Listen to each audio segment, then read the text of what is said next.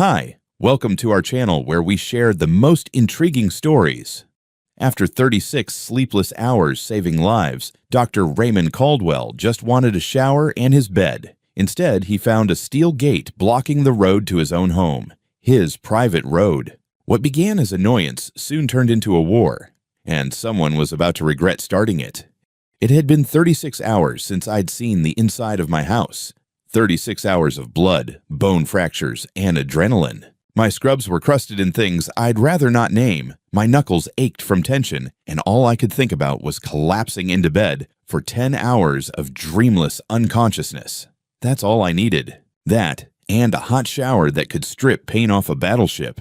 But when I finally turned off the highway and onto the familiar gravel curve of my private road, I was greeted not by the crunch of tires on crushed limestone, but by something entirely new and infuriating. Gates. Big, shiny black iron gates with vertical bars, a keypad, a security camera, and a smug little sign that read, "Welcome to Crestview Heights. Residents, use access card. Guests, $10 entry fee. No through traffic permitted." At first I thought I'd taken a wrong turn, but no. The dense line of pine trees, the old oak stump, the utility pole with the faded private drive, no outlet sign, they were all exactly where they should be. What wasn't where it should be was a goddamn gate in the middle of the only road to my house. A road that, I might add, I own. I rolled down the window and leaned out, blinking in disbelief. The sun was setting behind me, casting long shadows through the woods. I honked once, then twice. A little booth tucked off to the side buzzed to life, and a rent-a-cop waddled out like a duck in polyester. "Evening, sir," he said, adjusting his belt like he was about to issue a citation for breathing too loud. "Please scan your resident card or pay $10 for entry." "I'm sorry," I said, holding up a hand. "This is my road. I live at the end of it. There's no HOA out here. This is private property." He nodded with the sympathetic patience of someone explaining algebra to a drunk. "Sir, I've been instructed that this road is now part of Crestview Heights community infrastructure. Residents have cards. Guests pay $10. "No, no, no," I snapped, gripping the steering wheel. "Listen carefully. My name is Dr. Raymond Caldwell. I built my house on that hill 10 years ago. I bought this land, and this road came with it. I've got the deed, the survey, and the receipts." He shrugged. "That may be, sir, but I don't have access to any of that. I have my instructions. No card, no free entry." I stared at him. I had been awake for a day and a half. I had performed 2 emergency surgeries. I had held pressure on a teenage boy's femoral artery with my bare hand for 45 minutes while he screamed for his mother. And now this clown was telling me I had to pay $10 to use my own damn road. I fumbled for my wallet, pulled out a crumpled $10 bill, and slapped it into his palm. "This is not over," I said. He nodded like he was offering a receipt at a drive-thru. "Enjoy your evening, sir." The gate buzzed open. I drove through slowly, every foot of gravel crunching under the tires like a betrayal. Crestview Heights loomed to my right, a gleaming new suburban development with oversized homes, perfectly manicured lawns, and mailbox clusters that probably had their own bylaws. I'd driven past it 100 times without a second glance. It wasn't part of my life, or so I thought. When I finally pulled into my driveway, I didn't go inside right away. I just sat there in the truck, engine ticking, jaw clenched. The adrenaline that had been keeping me upright for the last 36 hours started to wear off, but it was replaced with something worse. Rage. Not the loud, red-faced kind, the cold, surgical kind. The kind you feel when someone messes with the part of your life that doesn't belong to them. I eventually dragged myself inside, showered underwater, hot enough to sterilize instruments, and fell into bed with my fists still clenched. But sleep didn't come easy. Not with the image of that gate burning into my skull. Tomorrow, I told myself, we're going to find out what the hell is going on, and someone is going to answer for this. I woke up the next morning with that same acidic burn in my chest, the kind that didn't come from coffee or bad hospital cafeteria food, but from something deeper, something primal. I wasn't just pissed off, I was violated. Someone had rolled a gate across my goddamn property like it was theirs, like I didn't matter. And now, well-rested and no longer smelling like an autopsy room, I was ready to go to war. First stop was the filing cabinet in my home office. Second drawer from the top labeled property. I hadn't touched those documents in years, but everything was still neatly stacked in manila folders. Survey plats, purchase agreements, closing documents, title insurance, the whole bureaucratic buffet. I spread them out across the desk like a crime scene. The road was there, plain as day, listed under Parcel 11B, Caldwell R. The boundaries were marked in bold black lines. The road, my road, ran 1.5 miles from the county highway to my home, skirting around the edge of what is now the Crestview Heights development. Not through it, not part of it, alongside it. I double-checked the purchase date, May 2014. I cross-referenced that with the Articles of Formation for Crestview Heights HOA, which I pulled from the Public Records portal. They didn't exist until 2018. That meant I had 4 clean years of ownership before that overly ambitious real estate agent in yoga pants declared herself queen of the suburbs. My next call was to the number listed on the HOA's website. After 3 rings, a syrupy voice answered, "Crestview Heights Community Association. This is Monica." Of course it was. "Miss Sterling," I said, trying to keep my voice level. "This is Dr. Raymond Caldwell. I live on the property bordering your subdivision. I believe we need to talk about a gate that's been installed on my private road." "Oh, Dr. Caldwell," she said, like she was welcoming a new customer to a timeshare presentation. "Yes, we've been expecting your call. We recently completed infrastructure enhancements to better secure our community. You know how crime is these days. Doorbell thefts, suspicious vehicles, porch pirates. We installed the gates as a protective measure for everyone's benefit, including yours." "The road," I said slowly, "is mine." She chuckled, the kind of chuckle that says, "You poor dumb man."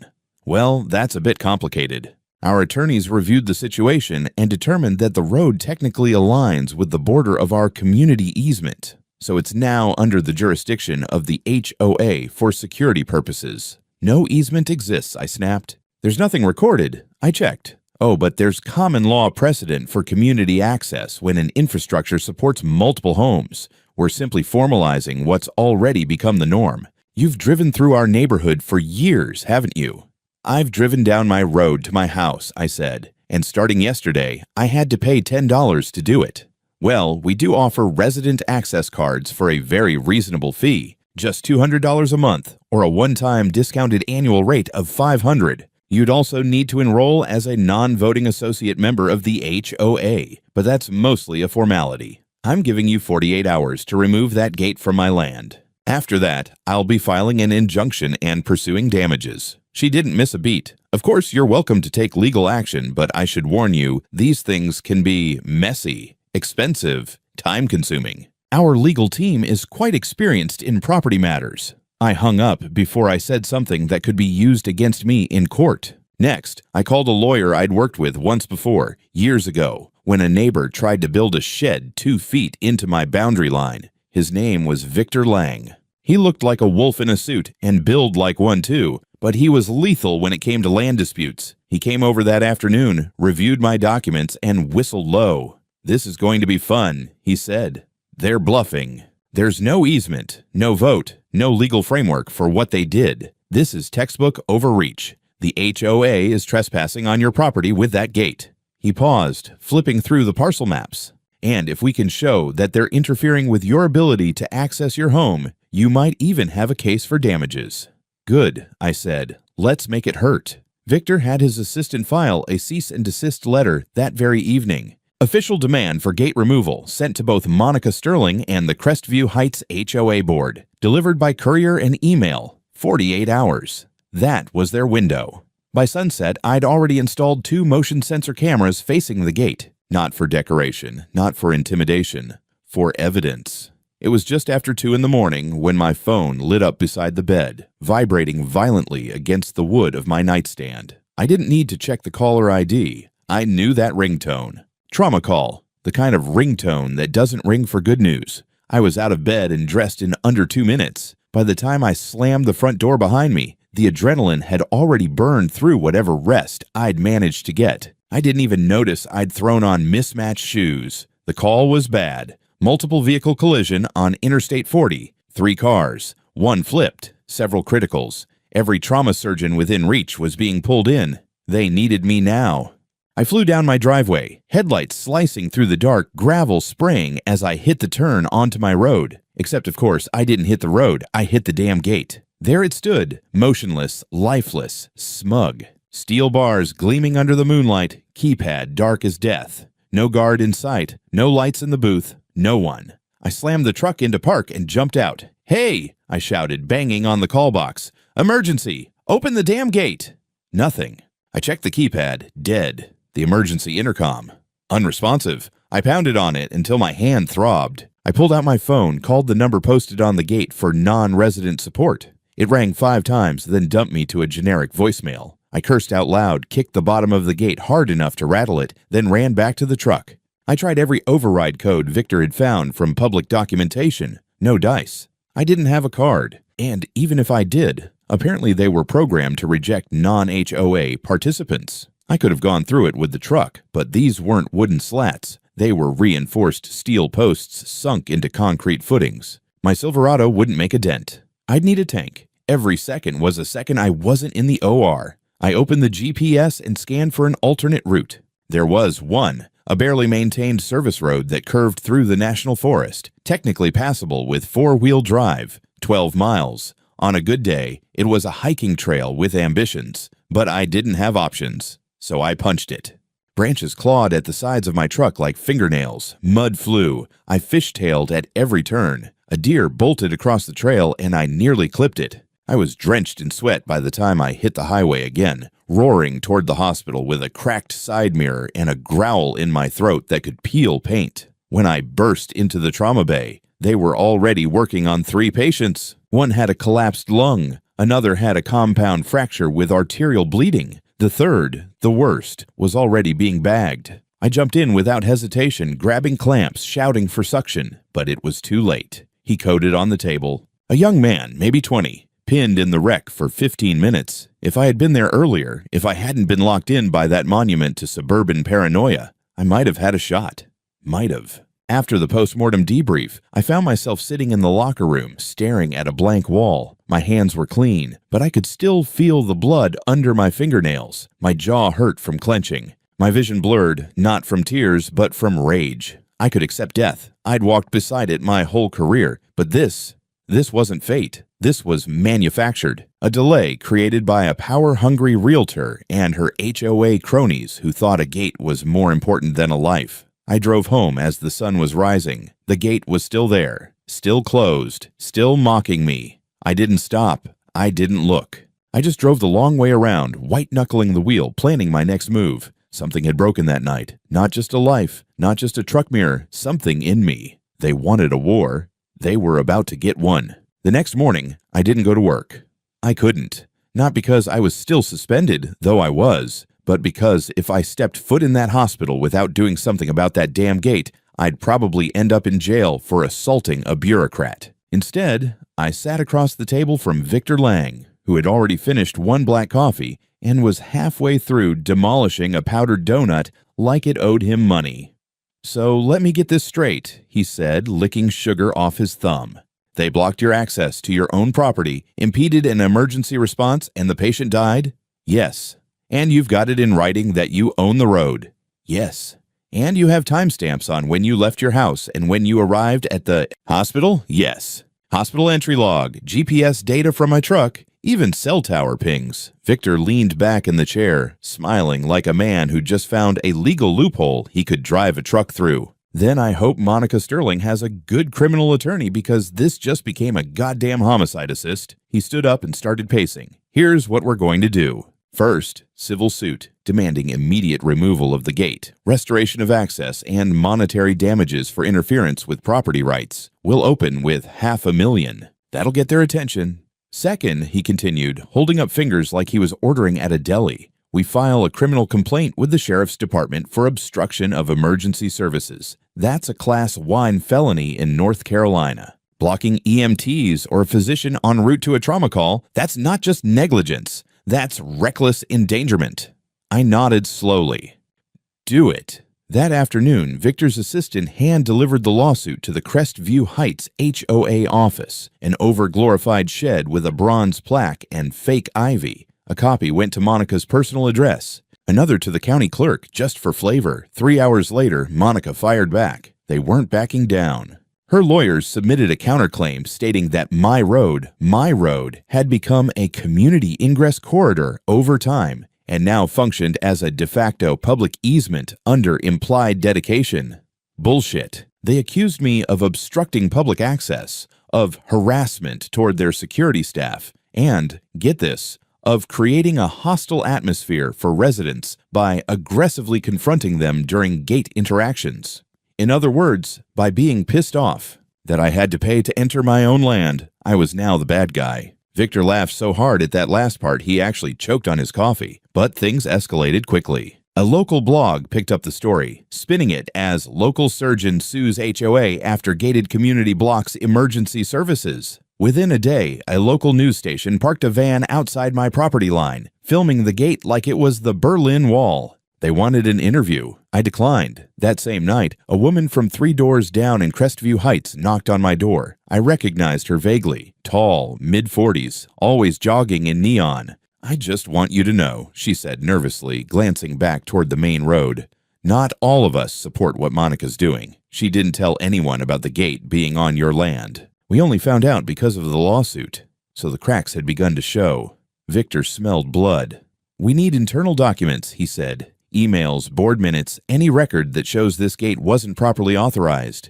I looked at him. "You think someone on the inside will flip?"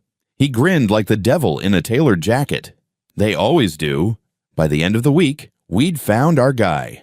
A former HOA board member who'd resigned quietly 6 months ago over philosophical disagreements. Translation: he got tired of Monica treating the neighborhood like her own personal fiefdom. He agreed to talk.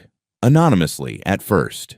He confirmed what we suspected. The gate had never been officially approved by the HOA majority. Monica had strong-armed a minority vote and steamrolled the process. Worse, she was collecting the access card fees outside of HOA accounting. We were building a case, brick by brick, filing by filing, fact by damning fact. And for the first time since this started, I felt something shift. It wasn't just a lawsuit anymore. It was war. The gloves came off fast. 2 days after we filed the lawsuit, my hospital administrator called me into his office. He looked uncomfortable, like a man who'd just been handed a turd and asked to plate it as dessert. "We received a formal complaint," he said, folding his hands on the desk.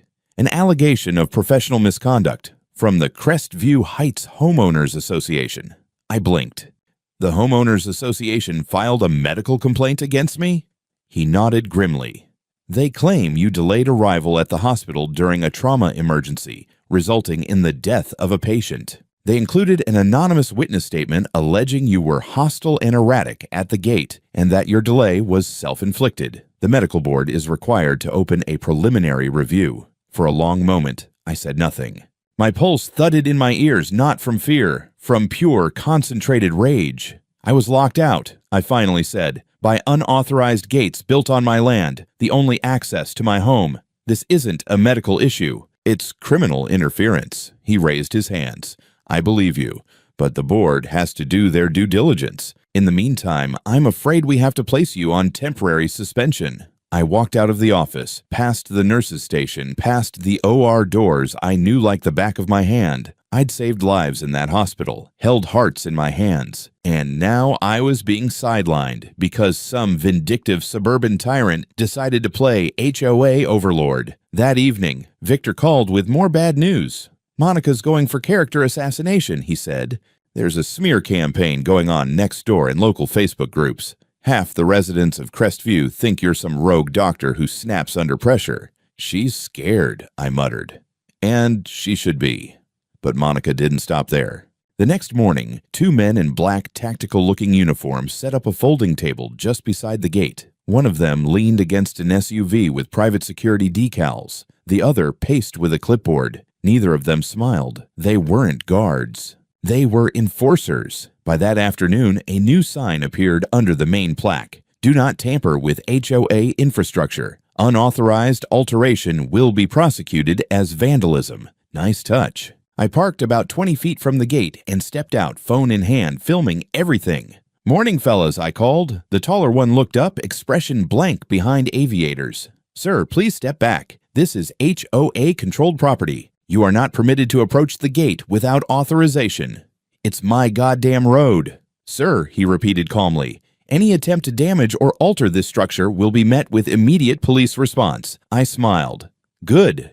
That'll save me the call. I uploaded the footage that evening with a simple caption, HOA security guards blocking me from my own property. Sound legal to you? It hit a nerve. The post went viral locally. People were pissed. Even those who didn't know me started asking uncomfortable questions. Can an HOA really do that? Wait, isn't that illegal? Victor wasn't finished. He had a drone guy, some tech nerd named Benny, who probably lived in his mom's basement but knew FAA regulations by heart. Benny launched a quiet surveillance drone and got footage of the gate activity from high above, including Monica herself showing up in heels and a power suit, handing envelopes to the security crew. Cash payments, Benny muttered while reviewing the footage. She doesn't use HOA checks, no traceable paper trail. Victor grinned like he'd just hit a vein of gold. But then came Monica's next move, the fake documents. A local news station ran a segment titled, Doctor's Lawsuit Questioned. Did he sign rode over to HOA?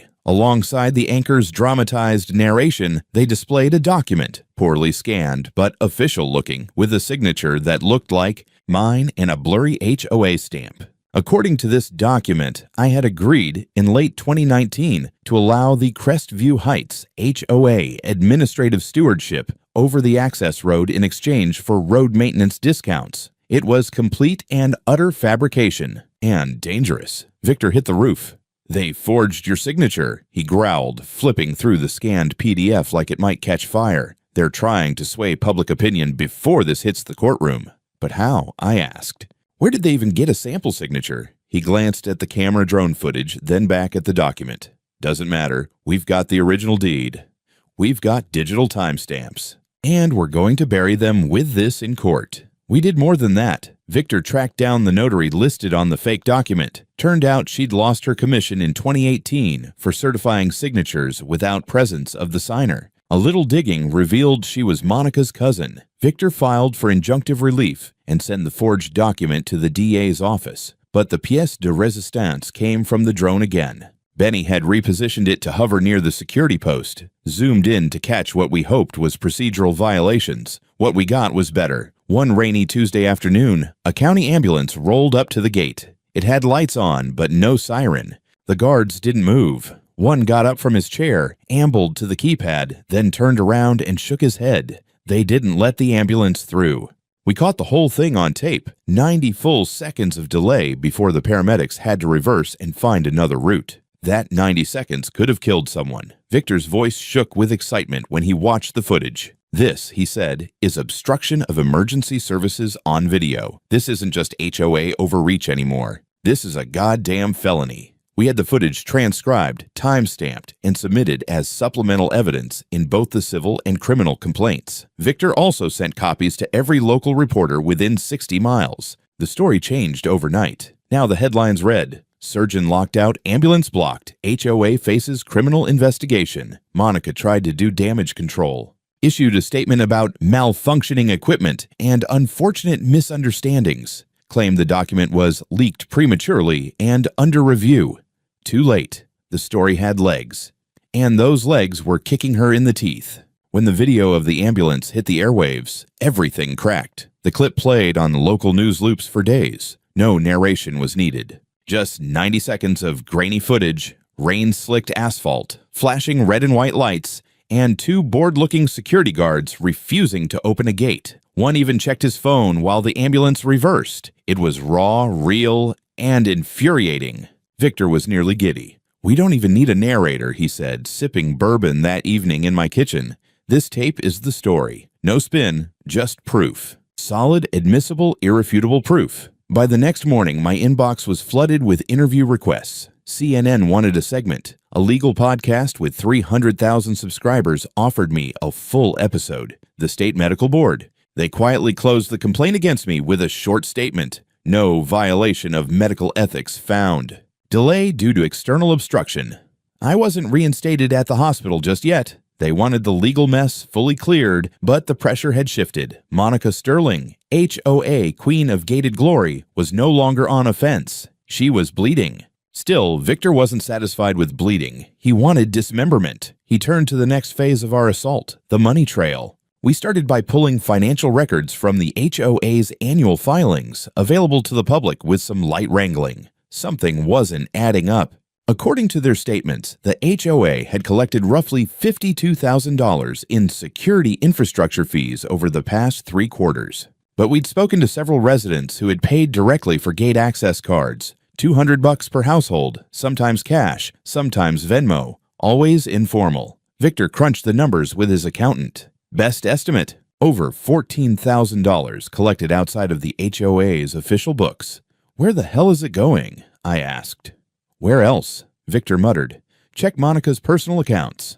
Now, getting access to her banking info legally wasn't easy, but Victor had a tool, discovery. Since our lawsuit now included financial damages and possible fraud, we filed a motion for full disclosure of any accounts related to the Crestview Gate project, including personal transfers if HOA funds had been commingled. The judge granted it. 2 weeks later, the spreadsheet landed in Victor's inbox. $14,362 in deposits, labeled access fee, guest pass, security contribution, routed directly to Monica Sterling's personal checking account. Victor read the numbers twice, then once aloud.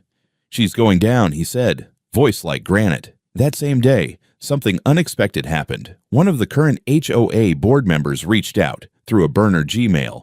They wanted to talk, privately, off the record. We met them at a diner 2 towns over. Middle-aged man, polo shirt, khakis. He looked like every guy who'd ever told you your porch lights were the wrong color temperature. Nervous, but solid. I didn't know, he said. None of us did. Monica said the road was community property. She never mentioned the lawsuit until the media blew up. Victor leaned forward. Did the board ever vote on installing the gate? He shook his head. She said it was an emergency measure, claimed she had legal authority under the Community Protection Clause in the bylaws, which doesn't apply, Victor said flatly.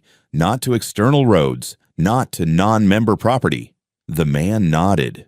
Well, I pulled the minutes from 6 months ago. There was a vote to expand infrastructure, but when someone brought up your road, it was shut down. Voted down, 35 against, 24 for. He slid a folder across the table. Photocopies, meeting minutes, a printed map with Monica's handwriting circled in red pen.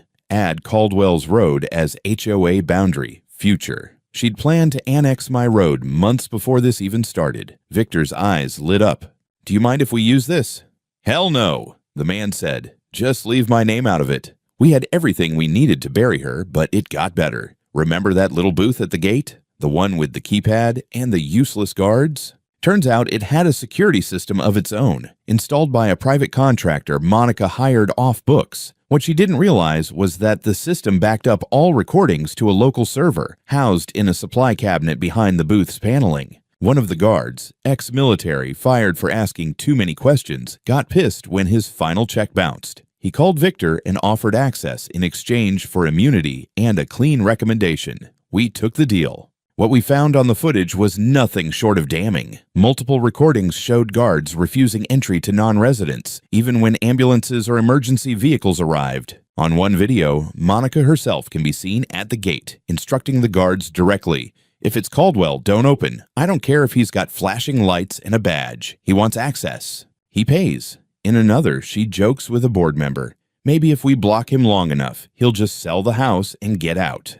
Then we can redo the lot lines. We sent the videos to the county prosecutor, the sheriff, the local press, and, just for fun, Monica's own attorney. 3 days later, I heard from a different HOA board member. They were calling an emergency meeting, a vote of no confidence.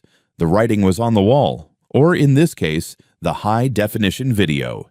And Monica. She was about to learn what happens when you gate yourself into a corner. The HOA clubhouse was a beige stucco cube with delusions of grandeur, fake columns, overwatered shrubs, and a flagpole that hadn't seen an American flag since Memorial Day. Inside, the folding chairs were arranged in a wide horseshoe, facing the front podium where Monica usually held court like a queen with a clipboard. Tonight, the court had turned against her. I wasn't supposed to be there, not technically. As a non-member and known aggressor, her words, I had no place at a Crestview Heights emergency board meeting. But when the sheriff himself walked in and took a seat near the back, no one said a word as I followed. Victor came too, briefcase in one hand, the other clutching a flash drive like it was a grenade. The room was full. Residents packed the rows, some standing along the walls. Many looked angry. A few looked confused. One man near the door whispered, "Did she really block an ambulance?" The woman next to him nodded grimly.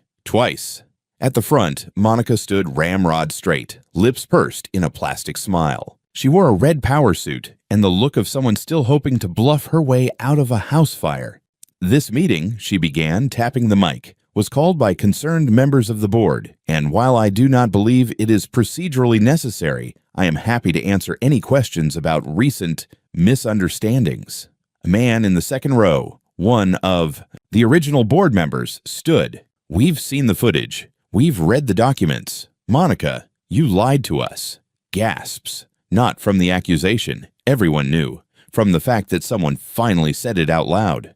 "You told us the gate was legally installed," he continued. "That it had board approval, that the road was common access. You said you consulted the county." Monica's smile twitched. "I did what was best for the community." "No, you did what was best for your image," the man snapped. "You made this neighborhood a national headline. You blocked emergency services. You forged documents. You took money." Victor stepped forward. "With the board's permission, I'd like to present supplemental evidence. Videos, financial records, and internal HOA correspondence, all verifying Ms. Sterling's unilateral decisions and misuse of funds." Monica cut in, voice rising.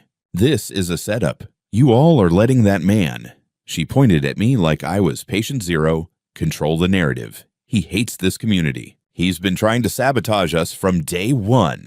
"Lady," someone muttered from the back, "he literally owns the road we all drive on." Victor connected the laptop to the projector. The first video played. Monica laughing with a board member. "Maybe if we block him long enough, he'll just sell the house and get out." Gasps turned into low murmurs. Next clip, her instructing guards to deny me access, even in emergency situations. The worst one was last, the footage of the ambulance at night. Lights spinning, denied access for over a minute. By the time the video ended, the murmurs had become rage. Voices raised, people shouting. One woman demanded a full audit. Another threatened to sue the HOA herself. A man in a golf visor yelled, "You put my kids at risk for your damn gate." The sheriff stood, calmly like he'd been waiting for the right moment. "Miss Sterling, I have here a warrant for the seizure of HOA financial records and a request for your cooperation in an active criminal investigation regarding obstruction of emergency services and financial misappropriation." Monica went pale. The red of her blazer looked louder against her skin. "You can't. This is political. This is retaliation." "No, ma'am," the sheriff said, stepping closer. "This is the law." She was escorted out. No cuffs, yet. But the silence in the room as she walked past was louder than a siren. Her kingdom had fallen. The queen was ousted. A board member, one of the quieter ones, stood and cleared his throat. "We'll be voting now," he said. Motion to permanently remove Monica Sterling as HOA president and suspend her membership pending investigation. A sea of hands went up. It was unanimous. The new president, a middle-aged woman with librarian glasses and the vibe of someone who never wanted this job, turned to me and said, "We'll remove the gate within 72 hours, Dr. Caldwell. And we owe you more than an apology." I didn't say much, just nodded, turned to Victor, and we walked out together. Outside, the night air smelled like cut grass and justice. Victor clapped me on the back. "I told you," he said. "Always document everything." "Let's go home," I said. And for the first time in weeks, I meant that literally. 3 weeks later, the gate was gone. No ceremony, no notice. Just a crew of quiet workers in unmarked trucks who showed up at dawn and had the whole thing disassembled by noon. Bolts unscrewed, posts hauled out with winches, the keypad yanked from the ground like a dead root. The only thing left was a patch of disturbed gravel and a faint outline where the concrete had been poured without my permission. I watched from my porch, coffee in hand, wrapped in the kind of silence you don't realize you've missed until it returns. Victor called that afternoon. Settlement finalized. They're cutting you a check for $120,000. Judge signed the demolition order 2 days ago. Officially declared the gate unlawful obstruction. HOA has to cover legal costs. And Monica. States pursuing charges: fraud, misappropriation, obstruction. Her lawyer tried to negotiate a plea, but the DA isn't biting. The ambulance footage made that impossible. They'll get her on at least 2 felonies. Maybe more. He paused. Family of the patient who died. They filed a civil suit against her directly. Wrongful death. It's going to drag her through court for years. I didn't say anything. He didn't press. We hung up. I wasn't back at the hospital yet. The board had cleared me. No disciplinary action, no record, but I'd taken another 2 weeks off, partly to deal with the fallout, partly because I needed time to remember who I was before a gate turned my life into a legal war zone. I spent my mornings rebuilding a section of the fence along the southern ridge. Just me, a hammer, and the hum of cicadas. No cameras, no emails, no HOA drama. Just wood, sweat, and quiet. The new HOA president, Karen Miles, stopped by one afternoon.